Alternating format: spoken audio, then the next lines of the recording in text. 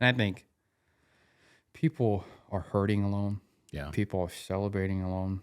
Fewer and fewer people are walking together less. And we are not created to be alone. Yep. We need community. We need people in our lives that can see the real stuff. We need real friendship that help us pursue Jesus more. Yeah. Yeah. So, Yeah, man. We'll talk in a future episode about some specific statistics and kind of the question of why does friendship matter? Why have a whole Yep. series of podcasts and all the other stuff that we've brainstormed about? Why focus on friendship? And what you were just mentioning, I think relatively recent studies have shown somewhere it's upwards of 50%. I want to say it's close to 60% of Americans now would, if you ask them, do you have a best friend? Like that idea of someone that you can share anything with. Close to 60% of Americans are saying no to that in the last couple of years, which is a significant difference from what it was 30, 40 years ago. I think we have to be careful to also blame that in COVID. COVID didn't help for sure.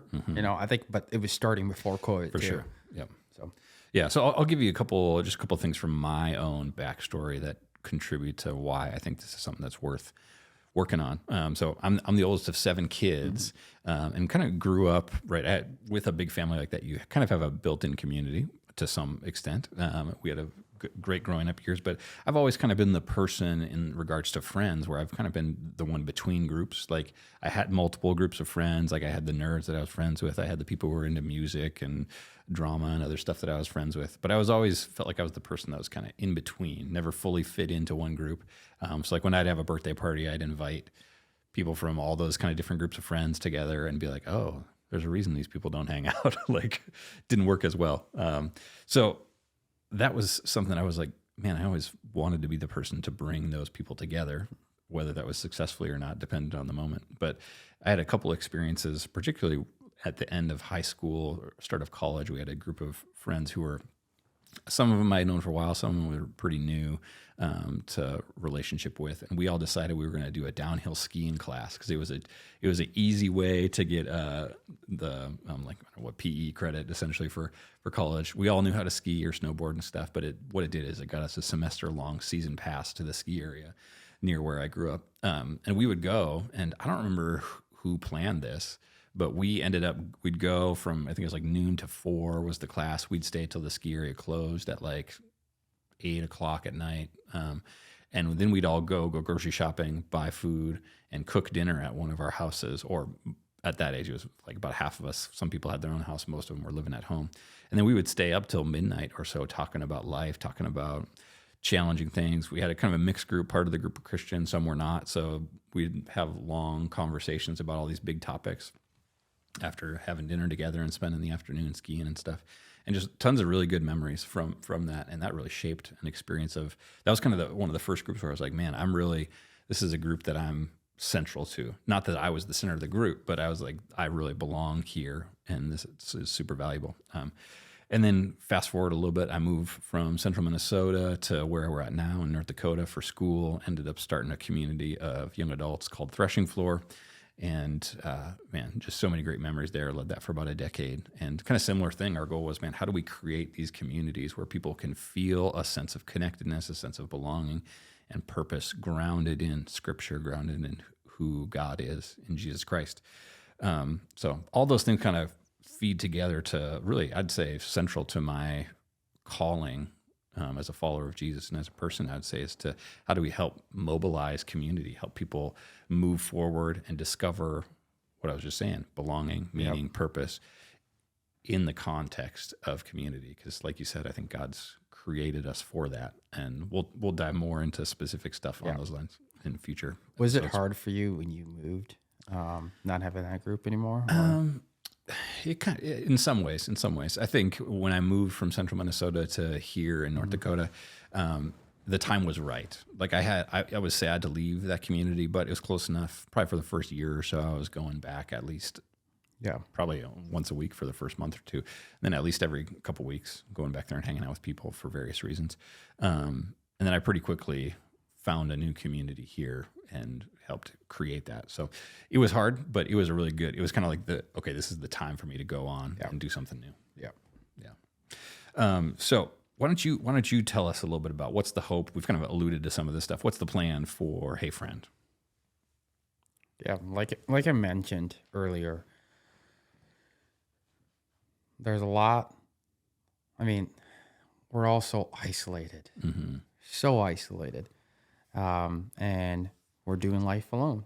We're hurting alone, like I said, and we're Yeah. celebrating alone, um, and we feel like we're the only ones struggling with that one thing, whatever that maybe sin in our life that like Yeah. I can't overcome this. I'm struggling with this, and no one knows this, and that causes us to pretend. And then we have to one day we look like this, and then the next day we're acting like this, and truly we're hurting, but we have to show up and smile. And we have to do all these things, and we're just doing it all alone. Whatever life throws at us, we're doing it alone. Yeah.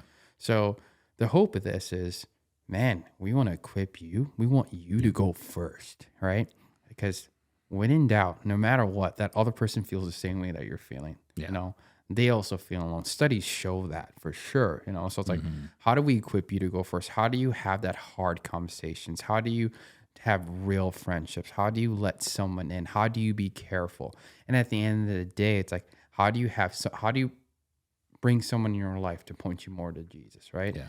So like that's the aim. It's like, okay, how do we pursue real friendships? Yep. Yeah.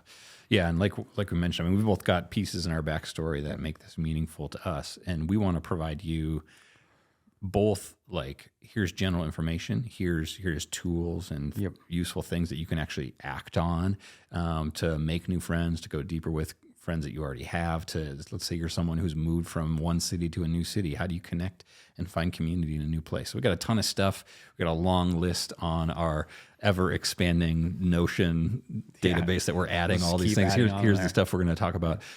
So yeah, we look forward to walking forward with y'all. And really, if you have questions that you're asking about friendship, things you're navigating in real friendships that you have, or things that you're searching for to help you be a real friend, hit us up. We would love to address things that are, real life needs. I know we've got stuff that we're already thinking about, but And we want to use the scriptures to guide us, right? Yeah. And we also want to use, okay, what is the world doing? Or what are studies showing? But also, man, what is the truth, the word of God say about this certain topic? You know? So that's the game. Yeah. So in closing, if you could say one thing to someone who is searching for real friendship, maybe they don't have any friends right now, or they feel lonely, they're searching for real friendship, what would you say to them? Honest, I'm not contradicting ourselves here, right? So I just want to be clear here. Friendships is a gift. This is a beautiful gift that the Lord has given us, right? Even in the beginning in Genesis, to talk how God created everything. The one thing he said a lot of things were good, and the one thing that he said wasn't good was it wasn't good for man to be alone, right? Yep. It's a beautiful gift that we have people and community around us. The church is the body, right? So, and at the same time, we don't want to idolize that, right? Friendship is not what completes us. Friendship guides us to what completes us, and that person is Jesus, right? Yeah. So, one thing I would say, the person that's alone, like continue to pursue him. Pray that the Lord brings his people to you, right? And pray that he just gives you the courage, and pray that he gives you the steps to take, or Lord, just bring someone in my life. And even when he brings someone in your life, there's going to be seasons in that friendship that you're going to feel alone, even if having a friend right there right next to you, right? Totally. Whether it's marriage, whatever, all types of relationship, whether you have a lot or a little, you're going to feel alone. Yeah. So that belonging that we have and that thing that we need to complete us is the Lord. So like the point of friendship is to point us more to Jesus. So that's what I would say. And I love you, and I pray that the Lord does bring someone in your life. Yeah, and we've kind of already mentioned this, but the one thing I would add would be if you're struggling, searching for real friends, feeling like maybe you have zero, maybe you have a bunch of shallow friends, and you feel like you got no one who really knows you for who you really are, I guarantee there's people around you who are feeling that same way. So take the risk, initiate that conversation, invite someone over for dinner, go out to coffee with someone, start a conversation, and be the one to take the risk of initiating that, and it'll pay off. Go first. Yeah. Please go first. I think we live in a world right now that we want everything perfect, and we want our friends to be perfect. We want our relationships to be perfect. We want everything to be exactly the way we want it. And those are the things you don't want. Yeah. You know? The beautiful friendships are the ones that are different, I believe. So, Yeah. so yeah. That's all we got. Wow. Episode 1. Wow. In the bag. Hopefully we did a good job speak. Hopefully you didn't see that we were nervous at all. I was nervous. Were you nervous at all? I don't know. You're natural at this. Yeah. You're natural at this. I'm speaking way too fast. No, you weren't speaking too fast. I do I worked as a radio DJ for about a year and a half. So sitting behind the microphone in front of the camera is not unusual. I love it. I love it. That's all we got for episode 1. You got any last words? All right, friend, we love you. Go first and follow Jesus more today. We'll see you next week.